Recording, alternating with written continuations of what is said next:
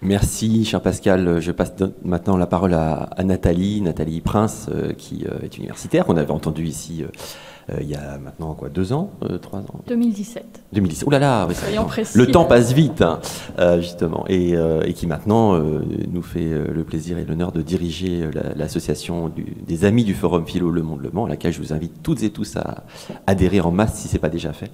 Et Nathalie, donc tu as la parole. Merci d'être là. Merci beaucoup. Vous retrouvez dans notre grande salle du Palais des Congrès et de la Culture du Mans pour parler de cette question de la nostalgie. Que de choses à vous dire. Je voudrais commencer par une petite histoire, parce que j'aime bien les histoires, que je trouve chez Saint-Exupéry. Saint-Ex raconte qu'il a élevé des gazelles dans un coin du désert, à Cap Juby, une base paumée mais nécessaire pour un certain nombre de ses vols de nuit. Des gazelles capturées jeunes qui viennent brouter dans le creux de sa main et qui semblent apprivoisées. Mais il ajoute que vient le jour où elles poussent de leurs petites cornes contre l'enclos, dans la direction du désert, jusqu'à se laisser mourir. Elles ne savent rien de la liberté, mais elles en meurent. Et Saint-Ex écrit « La nostalgie, c'est le désir d'on ne sait quoi. Il existe l'objet du désir, mais il n'est point de mots pour le dire. Et à nous, que nous manque-t-il ?» Alors ce 35e forum propose de chercher les mots pour le dire, et peut-être on répondra à ce lycéen du lycée Sud qui, l'année dernière, nous demandait si l'on peut être nostalgique de quelque chose que l'on n'a pas vécu. Alors vous avez compris que j'aime faire le lien, et j'ai commencé à faire le lien, ça devient ma petite habitude, entre nos deux forums, pour passer de la question de la nostalgie à celui de la liberté. Non, pardon, de la liberté à celui de la nostalgie.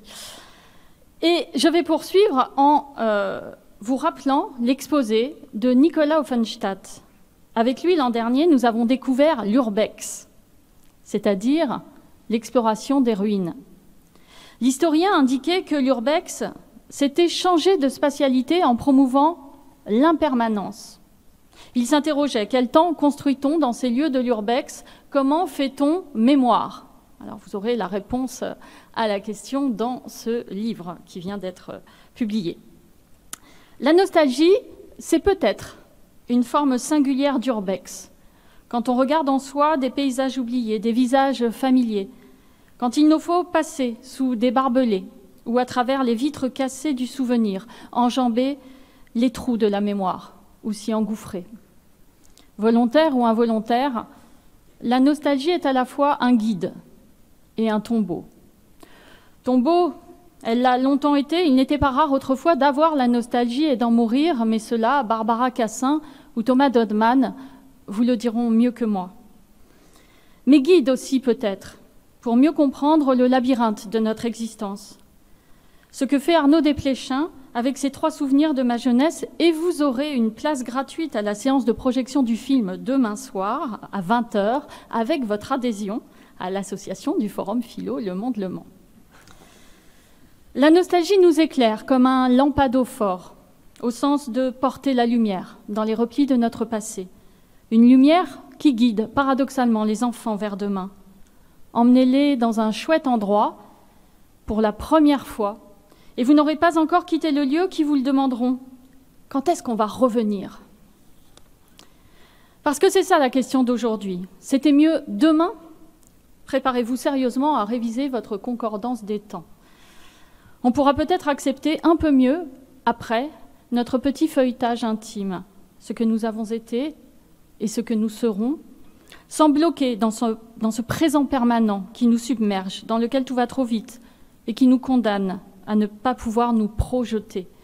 Nous faisons tout dans l'urgence et vivons dans la prison du présent.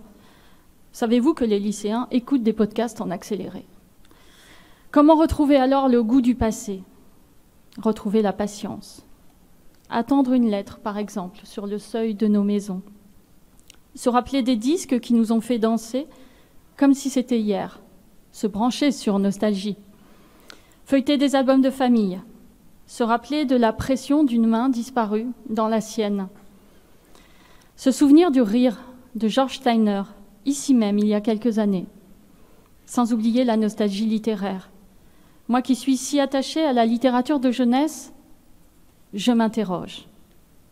Comment expliquer le plaisir nostalgique des textes que l'on a lus enfant? Que devient le livre lu longtemps après qu'il a été lu? Où va le livre? Car il y a bien un plaisir qui se cache dans tous ces bris de nostalgie et qui se tient prêt à surgir, à tout moment, comme une bête dans la jungle, pour reprendre le titre de Henry James. Comment retrouver en soi ce qui nous a perforé le cœur et jouir de cette ressouvenance au lieu d'en mourir, d'en souffrir? Ne rien de rien regretter, comme dirait l'autre. Comment se rappeler de ce que nous ne sommes plus, de ceux qui ne sont plus, avec un sourire, et croire encore que demain est un autre jour. Et si le forum représente pour vous bien plus qu'un petit refrain que l'on a déjà chanté 35 fois, prenez votre carte d'adhésion dans le hall auprès des membres souriants de la FAL ou des membres de l'équipe de l'association du forum Philo Le Monde Le Mans. Ils sont tous formidables. Merci par avance et merci à l'équipe. Je vous souhaite un forum aussi doux que possible.